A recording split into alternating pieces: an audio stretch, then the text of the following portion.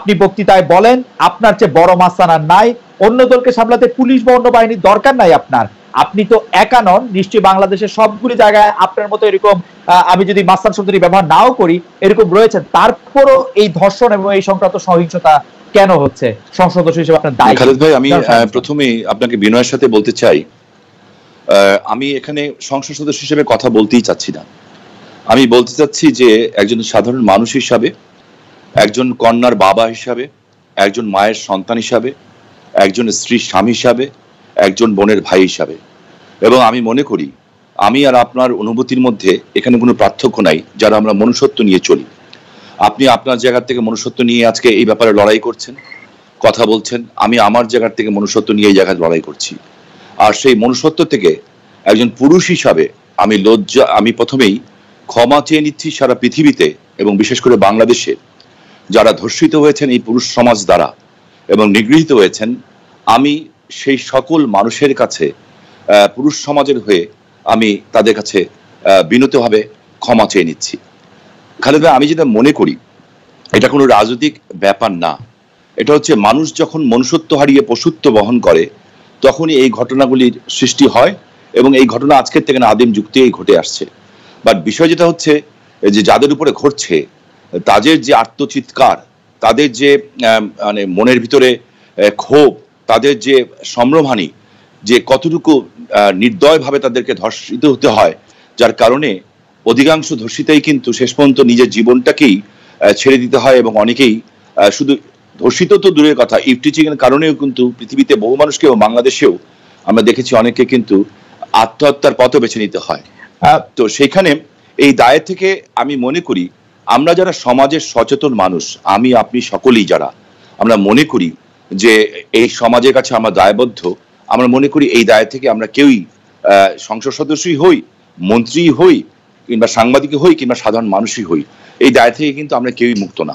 আমি বিশ্বাস না, সেটি আপনি ঠিকই বলেছেন সাহেব, আমি আপনার বক্তব্যের সাথে একমত। কিন্তু এই যে মানুষের যে আপনি বলছিলেন যে পাশবিক বা পশুর মতো হয়ে যাওয়া, সেই প্রক্রিয়াটার ক্ষেত্রে আমরা যদি দেখি যে মানুষ হইতে পারে, যে আপনার কথা ঠিক যে মানুষের মতো অনেকেই অপরাধ প্রবণ, কিন্তু ক্রমাগত অপরাধ সংগঠনের সাথে ক্ষমতার একটা সরাসরি যোগসূত্র রয়েছে সাহেব ভাই। অনেক ক্ষেত্রেই দেখা যাচ্ছে অভিযুক্তদের আস্ফালন আমরা দেখতে পাচ্ছি এবং ভাবছে অপরাধ বড় হলেও তারা পার পেয়ে যেতে পারবে। আপনি এই বিষয়ে যদি একটু মন্তব্য করেন। আপনি দেখবেন যে যারা অপরাধ করছে, মানুষ অপরাধ করবে, অপরাধ করে লুকিয়ে থাকবে, কিন্তু আমরা দেখতে পাচ্ছি অনেকে অপরাধ করে বুক ফুলিয়ে হাঁটছে, আরো বড় অপরাধের হুমকি দিচ্ছে, বেরিয়ে আসছে। সেই আস্ফালনের আপনি কি মন্তব্য করবেন? এবং অনেকেই বলছে যে এর সাথে ক্ষমতার একটা সরাসরি সম্পৃক্ততা। আমি আপনার সাথে একেবারে দ্বিমত করব না খালেদ ভাই। হ্যাঁ, এর সাথে আজকেও দেখলাম যে আজারবাইজানে লাখ লক্ষ মানুষ মাঠে নেমেছে, হাজার হাজার মেয়ে মাঠে নেমেছে। কেন? একজন কিশোরীকে ধর্ষণ করে তাকে পুড়িয়ে মেরে ফেলা হয়েছে। হ্যাঁ, তো এই যে আমি এই স্ট্যাটিস্টিক্সটা যদি আমি এখন আমেরিকা, ইউরোপ সব জায়গায় নেই, আমি যদি এটাকে জাস্টিফাই করতে চাই যে তার জন্য বাংলাদেশে এটা হবে, আমি কিন্তু সেই ধরনের মানুষ না। কারণ আমার সেটা বলা হবে, আমি তাহলে সমান অপরাধী হয়ে যাব। যে ধর্ষণ করছে তাকে ইনডাইরেক্টলি অর ডাইরেক্টলি আমার সাপোর্ট দেওয়া হবে বলে আমি মনে করি। আর ক্ষমতার দম্ভিকতা একটা জিনিস, এটা কিন্তু সত্য। আমি একটা জিনিস আপনাকে খুব পরিষ্কারভাবে একটু জানাতে চাই যে মাননীয় প্রধানমন্ত্রী একটা মেসেজ দিয়েছেন জাতির জনকের কন্যা শেখ হাসিনা। উনি বলেছেন, যেটা আমাদের কাছে বলেছেন কয়েকদিনের মধ্যেই, যেটা বলেছেন খুব পরিষ্কার কথা, আমার ভালো লেগেছে কথাটা, যে যারা অপকর্ম করে, হ্যাঁ, সে যদি সাধারণ মানুষ হয় সে দেশ ও জাতির শত্রু। আর যারা অপকর্ম করে কিংবা আমার দলের নাম ব্যবহার করে সে দেশ এবং জাতির শত্রু, আমার দলের শত্রু এবং আমার ব্যক্তিগত শত্রু। এই কথাটা উনি খুব পরিষ্কারভাবে একটা মেসেজ আমাদেরকে দিয়েছেন। এখন বিষয়টা হচ্ছে যে রাজনীতিটা নাম ব্যবহার যারা করছে, এই কারণে আমরা যারা রাজনীতিটাকে একটা মহৎ কাজ হিসেবে বেছে নিয়েছি, আমরা মনে করেছি এটা মানুষের সেবা করার একটা পন্থা। আমরা যারা রাজনীতিতে এসেছিলাম একটা দাবি নিয়েই এসেছিলাম। আমরা যখন খালেদ ভাই রাজনীতি করতে এসেছি 14 বছর বয়সে, 1975 সনের সেপ্টেম্বর মাস থেকে মার খাওয়া শুরু হয়েছে, তখন কিন্তু এই চিন্তা করে আসি নাই যে আমরা রাষ্ট্রীয় ক্ষমতায় আসবো। এই চিন্তাও করে আমরা আসি নাই যে কিন্তু কিন্তু কিন্তু কিন্তু শামীম ভাই, আমি একটু শামীম ভাই আপনাকে আপনার অনুমতি নিয়ে আমি একটু মাঝখান থেকে আপনাকে থামাই। আপনি কিন্তু বলছেন যে যে আসলে একটি মেসেজ দেওয়া হয়েছে যে যারা অপরাধ করবে, অপকর্ম করবে, তারা দেশ, জাতি, দল সবাই শত্রু। কিন্তু আপনার কাছে কি মনে হয় যারা এই অপকর্ম করছে, যারা ক্ষমতার পাশে থেকেও সেই দাম্ভিকতা দেখাচ্ছে, আস্ফালন করছে, এবং বিশেষ করে তৃণমূল পর্যায়ে তাদের এই সাহসের উৎসটা কোথায়? তারা কেন মনে করছে তারা অপরাধ করে পার পেয়ে যাবে? এই ব্যাপারটাকে আমি এভাবে বলি। আমি অ্যাকচুয়ালি খালেদ ভাই গত 20-25 দিন ধরে আমার উপরে খুব ট্রমা গেছে। আমার পুরো পরিবার করোনায় আক্রান্ত হয়েছিলেন, আপনাদের দোয়ায় আল্লাহর রহমতে এখন মুক্ত হয়েছেন, কিন্তু সম্পূর্ণ শারীরিক সুস্থ হন নাই। তো আমি গত 3-4 দিন ধরেই মিডিয়ার সাথে কথা বলছি, তার আগে আমি কথা বলতেও পারিনি। এবং তখন আমি মাননীয় স্বরাষ্ট্রমন্ত্রী সাহেবকে এবং আইজিপি সাহেবকে ফোন করেছিলাম। আমি এই আপনি যে কথাটা বলেছেন ঠিক একই প্রশ্ন আমি করেছিলাম যে আমাকে যদি যখন জিজ্ঞেস করা হবে আমার উত্তরটা কি হবে।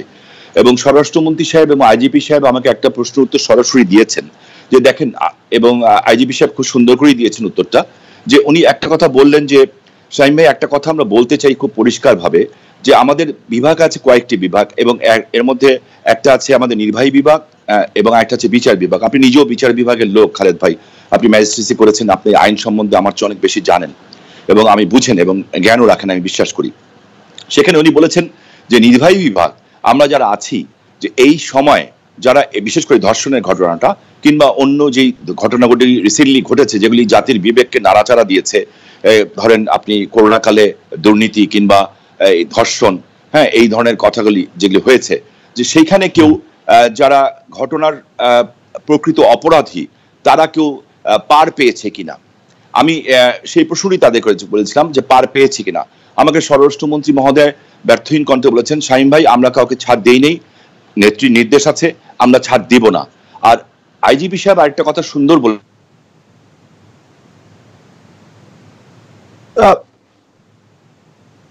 শামীম ভাই আমি একটু মাঝখান থেকে বলি যে অপরাধী যাদের কথা সামাজিক মাধ্যমগুলিতে আসছে, গণমাধ্যমে আসছে, তাদের অনেকে হয়তো পার পায় নাই, কিন্তু অপরাধ বিজ্ঞান এবং যোগাযোগের একজন মানে ছাত্র হিসাবে বা একজন সেই জায়গায় কিন্তু আমি দেখেছি যতগুলি ঘটনা সাধারণত একটা সমাজে ঘটে তার 20 ভাগের 1 ভাগ মাত্র পত্রপত্রিকা আসে, তারও একটি ভাগ মাত্রই হচ্ছে যে আলোচনায় আসে।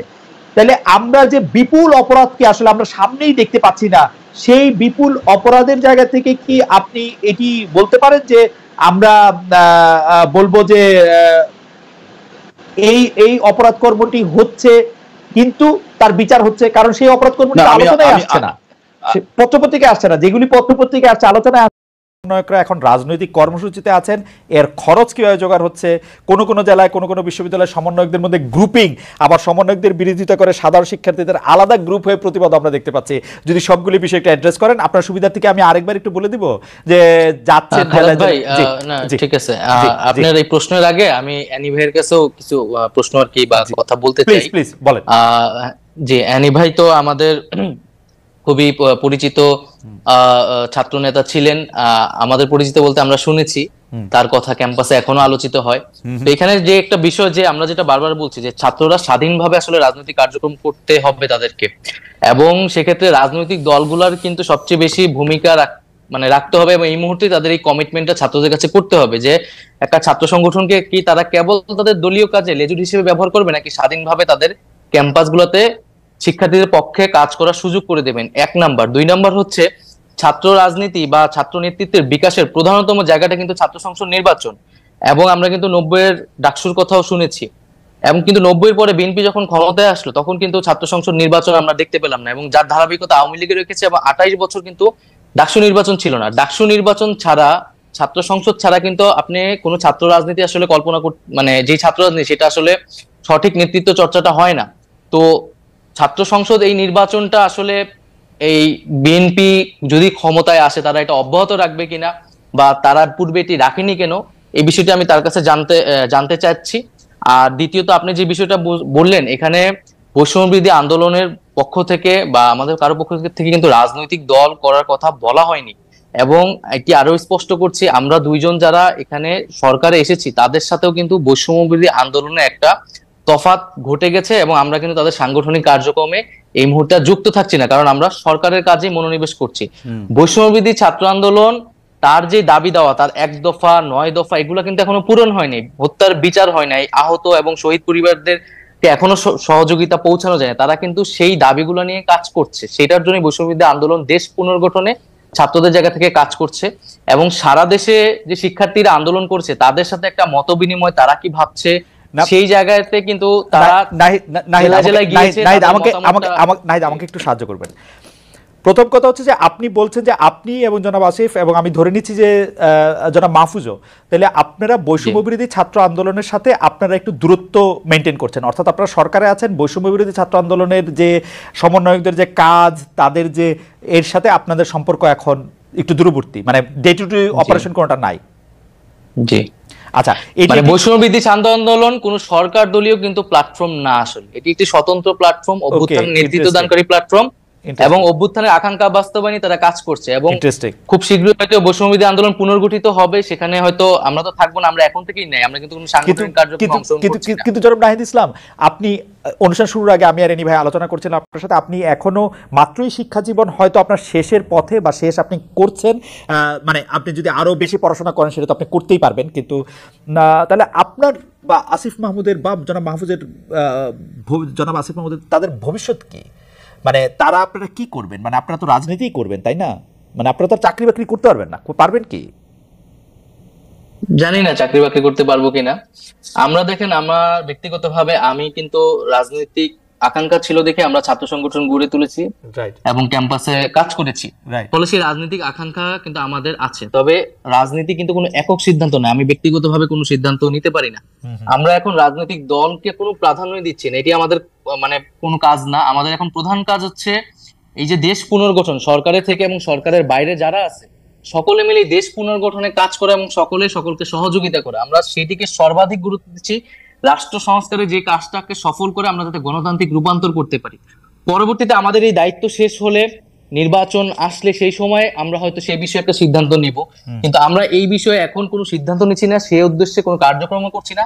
তবে আমরা এখানে বৈষম্যবিরোধী ছাত্র আন্দোলন সংগঠিত করতে চাচ্ছি শিক্ষার্থীদের, কারণ আমরা মনে করছি যে এখনো আসলে আমাদের ভয়ের জায়গাটা কাটেনি।